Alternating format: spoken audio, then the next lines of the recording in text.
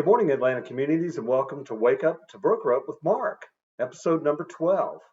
Today we're going to talk about words. Words matter.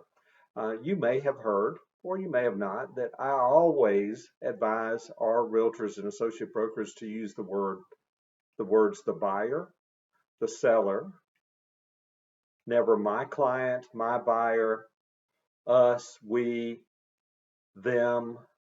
Make sure that you're always saying the buyer and the seller, because when you have conversations with the co-op about the buyer, if you're representing the buyer, it's easier to detach yourself by saying the buyer than when you say my, you take ownership of it. And unfortunately, that doesn't always work well. So if I were talking to you and I was representing the buyer, I'd say, the buyer wants this and the buyer wants that. Never my buyer, never my client.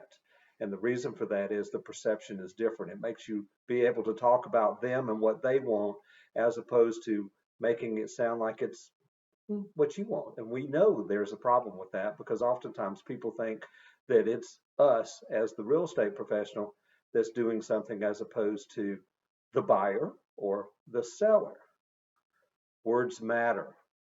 Here's another word that matters: bid versus offer. We are not in an auction. We're not auctioneers. We're not making bids on anything. Bids are like going down, hell, sold, sold. That's a bid.